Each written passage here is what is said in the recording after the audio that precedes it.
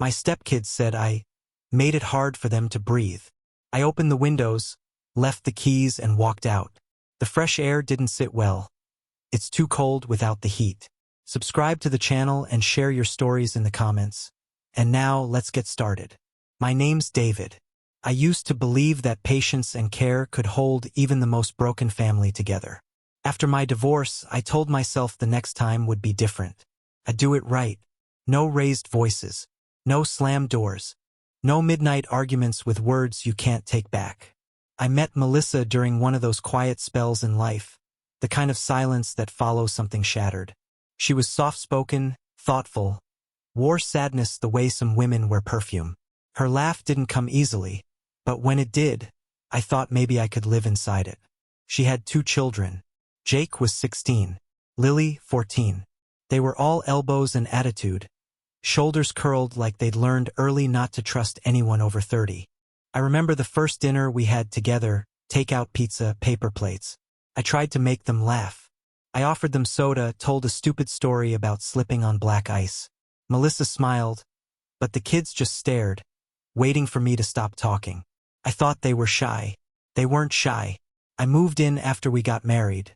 A courthouse wedding, no fanfare. Melissa said she didn't want the stress of a big ceremony. I didn't ask questions. I just bought a house.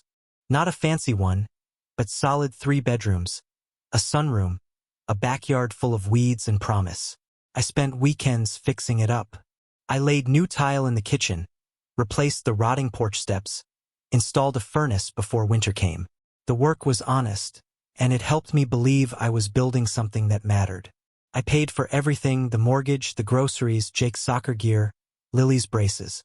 When the school needed parent volunteers, I showed up. When Melissa needed help with bills from her ex, I didn't blink. I told myself this is what love looks like. Showing up, even when no one claps for it. But love, as I learned, doesn't mean the same thing to everyone under one roof. At first, it was little things. Jake would grunt instead of answering me. Lily would roll her eyes when I asked her to clean up after herself. They stopped calling me David and started calling me him, as in, is he picking us up? Or can he wait in the car?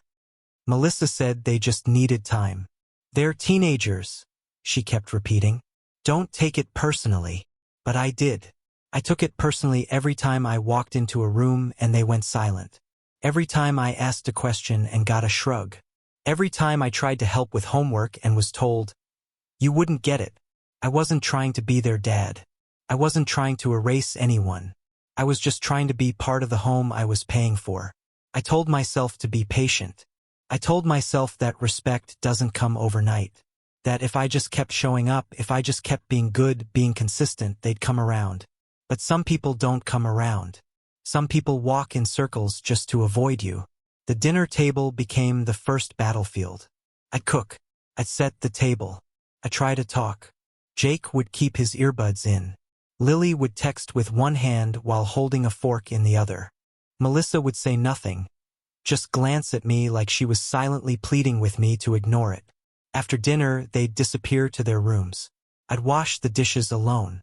Melissa would bring me a glass of wine and tell me I was doing a good job, that it wasn't easy, that the kids were just going through a phase. I wanted to believe her. I needed to believe her. But a phase has an end. This felt permanent. Once, I tried to have a real conversation with Jake. It was late. He was watching TV in the living room, and Melissa had gone to bed. I sat down beside him and said, "Hey, I know this isn't easy, all of us living together. I just want you to know I'm trying." He didn't even look at me, just stood up, walked out of the room, and left the TV on.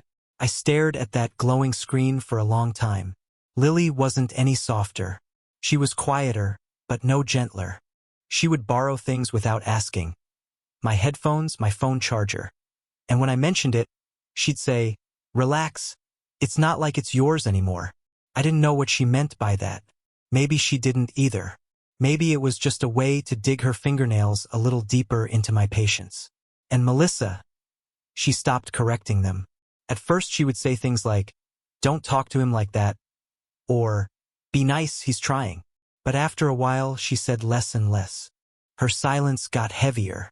like she was waiting for me to just accept it, to accept that this was the best I was going to get. So I started retreating, 1 inch at a time. I'd stay late at work. I'd take the long way home. I started eating dinner after they were finished, pretending I wasn't hungry yet. I told Melissa it was just stress from the job. She nodded like she understood, but I knew she didn't. She didn't ask questions. That hurt more than any insult. There were days, whole weekends even, where I felt like a ghost in my own house. I'd walk into the living room, and the conversation would stop. I'd come back from the store with bags of food, and no one would help me unpack. I wasn't expecting applause. I just wanted to feel seen. But I wasn't seen. I was tolerated. Barely. The worst part was how Melissa started to pull away too. Not in big ways. In small ones. The way she'd forget to kiss me goodbye in the mornings. The way she'd fall asleep facing the other way. The way she stopped calling me by name when talking to the kids. He'll take you? Or he said no. The man who paid for their lives, but was never invited to belong in them. I started talking less, laughing less, sleeping less. I kept asking myself what I'd done wrong, but the answer was always the same. I tried too hard. I gave too much. I made it too easy to be taken for granted. And the house, the one I had built with sweat and hope, started to feel like a punishment. I remember one night standing in the hallway, listening to them laugh in Lily's room. The door was closed, but their voices carried. Jake said something I couldn't make out. Then Lily replied, "He's so weird. I wish Mom would just send him away." They laughed again, loud, free, like it was a joke they'd told before. I didn't move. I didn't breathe. I just stood there in the dark hallway, listening to two kids, who ate the food I bought and lived under the roof I maintained, talk about me like I was a stranger squatting in their home. Melissa never brought it up. I never mentioned it. What would have been the point? It wasn't just a phase. It wasn't just teenage mood swings. It was rejection, deliberate and cruel, polished by repetition. And in that silence, I realized something I hadn't dared to admit before. They didn't want me there. Not really. Not ever. It happened on a Wednesday. Ordinary, gray, and cold. I had worked a 12-hour shift, came home with a sore back and a bag of groceries because Melissa had texted, "Can you grab a few things?" I didn't mind. I never minded the errands, the bills, the invisible labor that kept everything moving. That's what men like me do.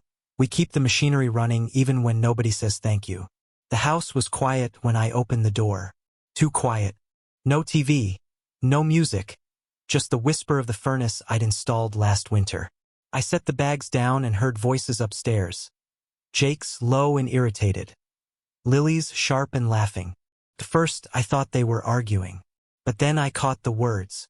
"He makes it hard to breathe," Jake said. Lily laughed. "Yeah. I wish he'd just disappear." The words hit like a fist. Not shouted. Not in anger. Just said casually, like they were talking about a bad smell that wouldn't leave. I froze at the bottom of the stairs. One hand on the banister, my breath shallow. I waited for Melissa's voice, for her to say something, anything, to stop them. But her silence was the loudest sound in the house. I stood there for a long moment, listening to the sound of my own heartbeat. I wanted to go upstairs. I wanted to ask them what I had done that was so unbearable. But I already knew the answer. Nothing. My existence was the offense. When I finally walked into the living room, Melissa was sitting on the couch, scrolling through her phone. I asked if she'd heard them. She didn't look up. "They're just kids, David. Don't take it so seriously." That was the moment I realized she wasn't just blind to it. She was complicit. Her silence wasn't ignorance. It was permission. Something in me cracked that night. It didn't explode. It fractured quietly, like ice splitting on a frozen lake. I sat by the window after everyone went to bed. The house was dark, the kind of darkness that hums. Outside, snow fell in slow, deliberate patterns. I thought about everything I'd done. The repairs, the payments, the sleepless nights, the endless patience. All of it had been a plea for belonging. I wanted them to see me, not love me, maybe, but at least recognize that I was the reason their world kept turning. Instead, I'd become the ghost they wished away. I stared at the reflection in the glass. Tired eyes, graying beard, a man worn down to bone, and I asked myself a question I'd never dared before. What would happen if I stopped? What if I stopped paying? Stopped fixing? Stopped showing up for people who wouldn't even look at me? What if I vanished just like they wanted? The thought didn't scare me, comforted me. That's how you know you've reached the edge. You stop fearing the fall. I stayed up until dawn. The house was cold by morning. Melissa came down wrapped in a robe, surprised to see me still there. "You're up early," she said, voice flat with disinterest. I looked at her, really looked, and saw a woman who had stopped being my partner a long time ago. She was just someone sharing my mortgage. I told her I needed some air. She didn't ask why. I drove aimlessly for hours, through neighborhoods where families still pretended, through streets lined with lights and laughter I couldn't feel. I stopped at a gas station, bought a coffee I didn't drink, and sat in the car until it went cold.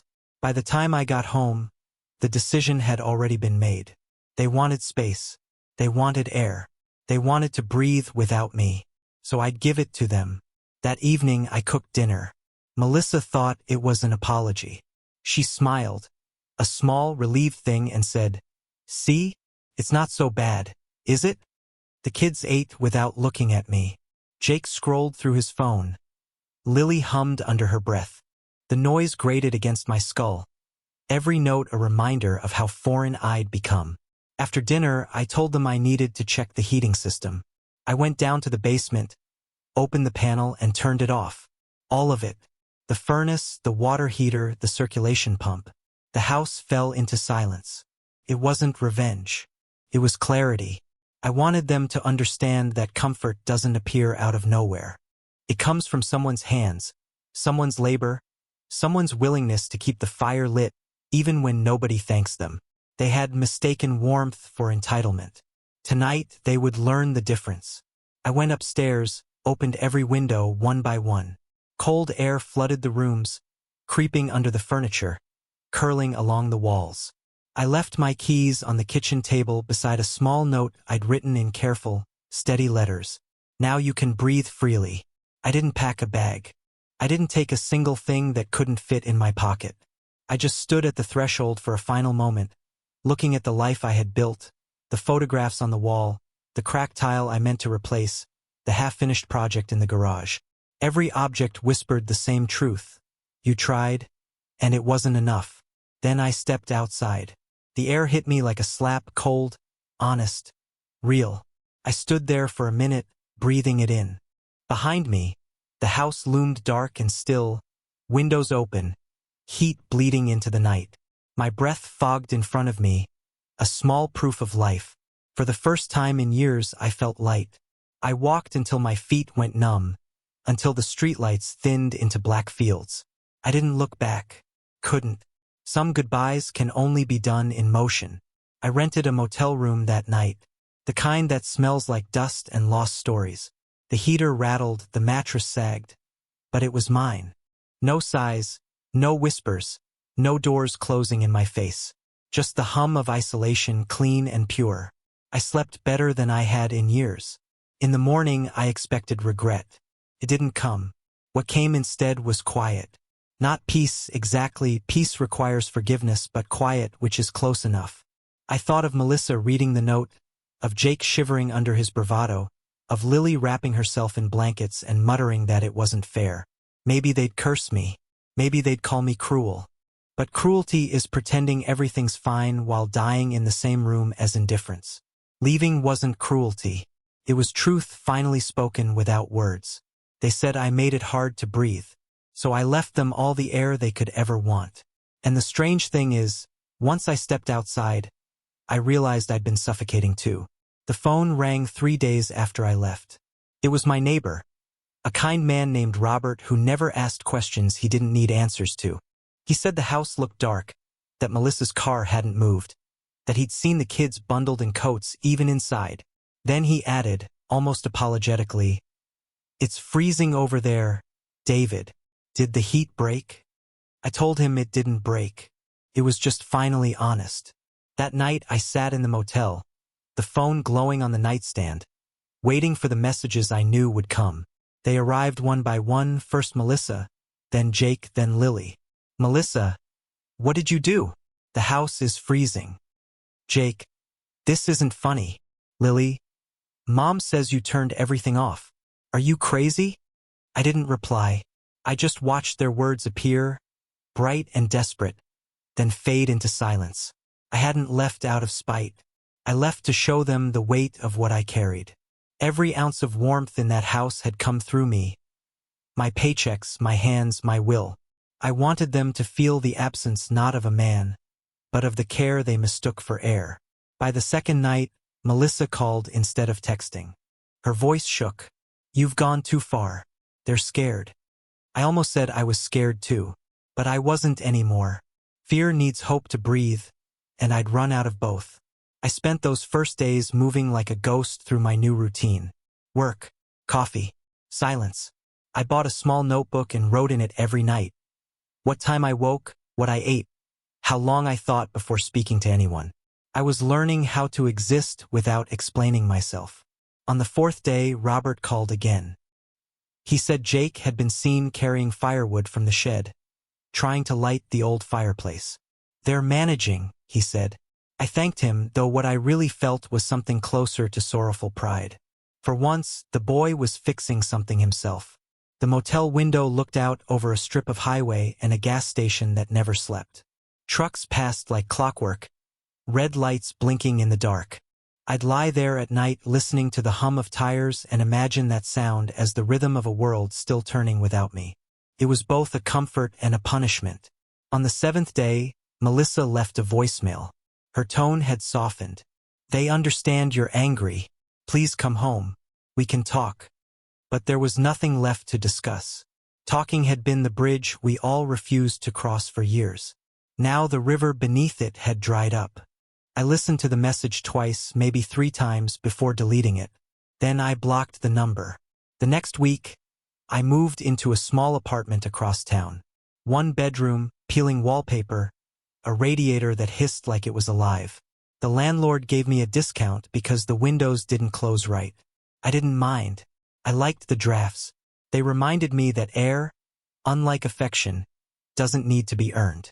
Melissa sent letters after that. Handwritten. The first one said she didn't blame me but couldn't forgive me either. The second said Jake had caught a fever from sleeping by the fireplace. The third said Lily had cried herself sick.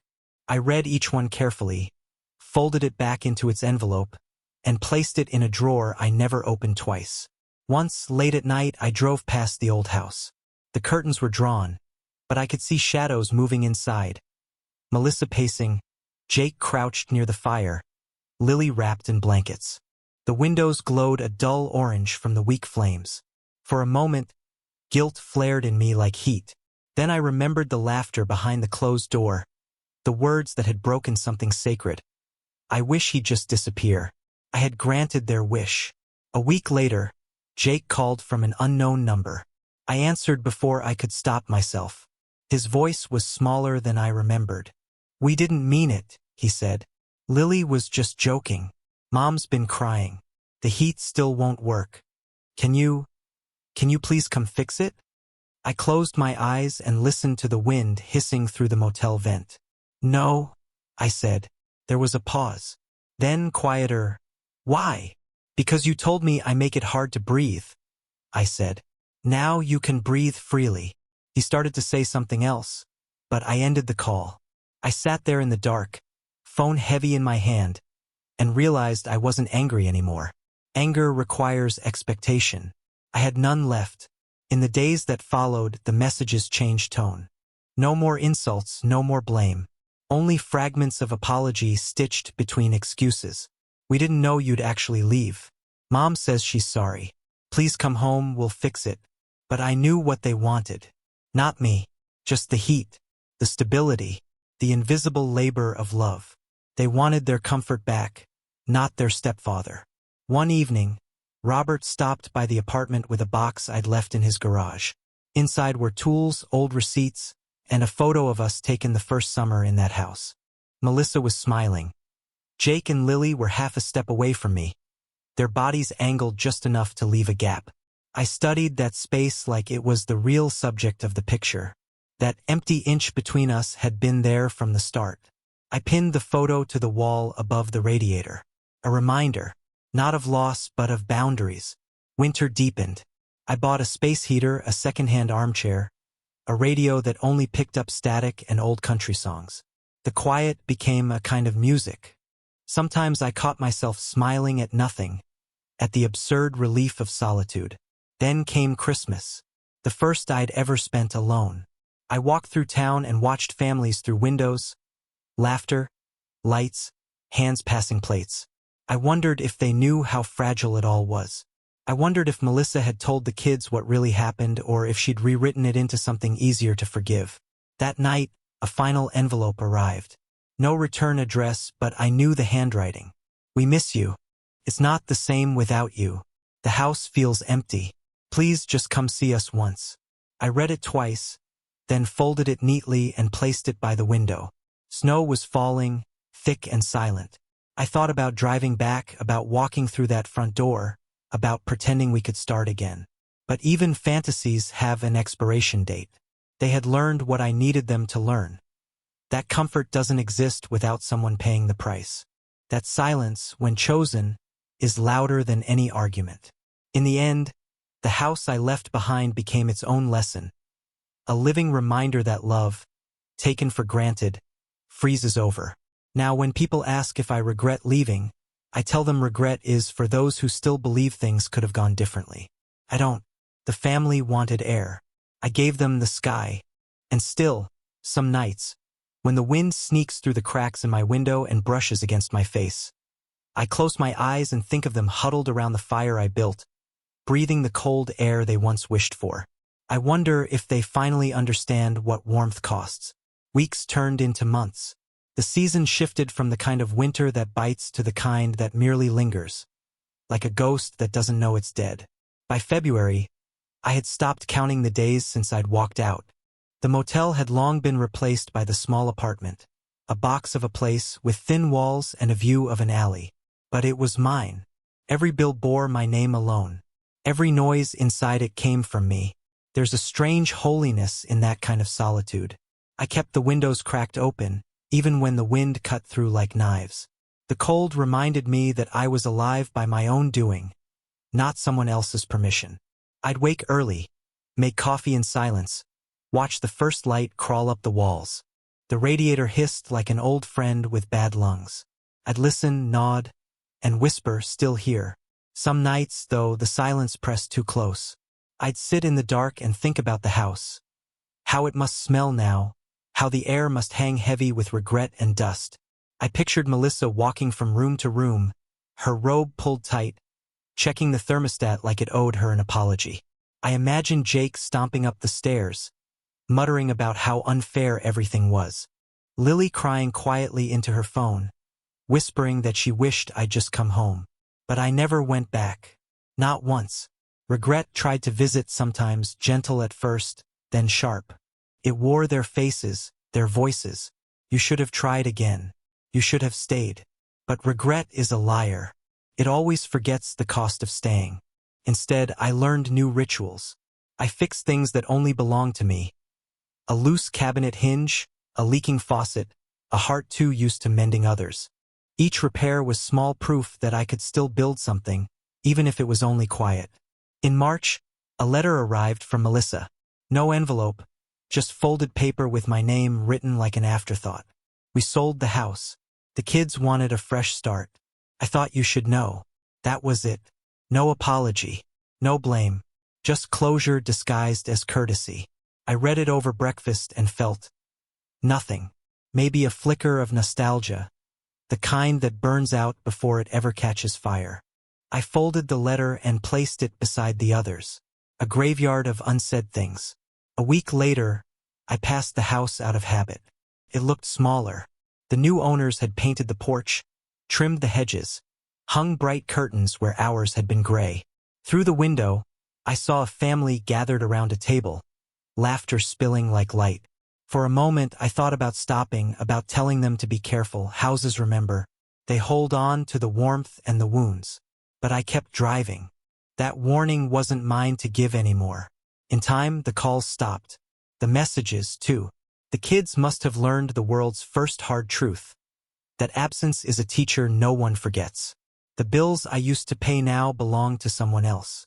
The comfort they once assumed eternal had turned into a memory that stung each winter's night.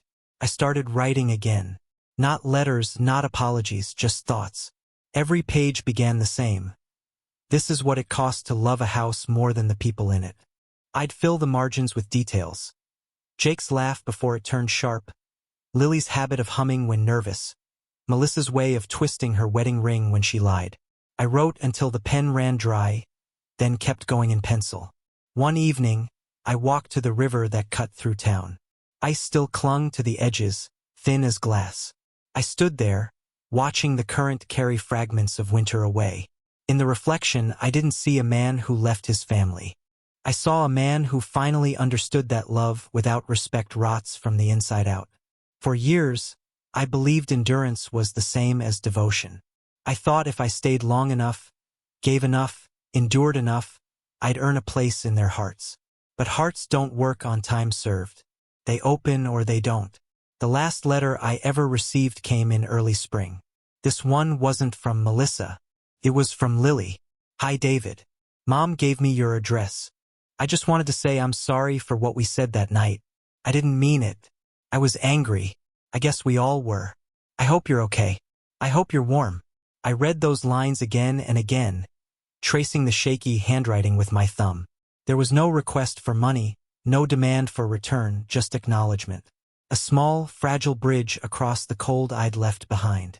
I didn't write back. Some apologies deserve silence in return, not as punishment, but as peace.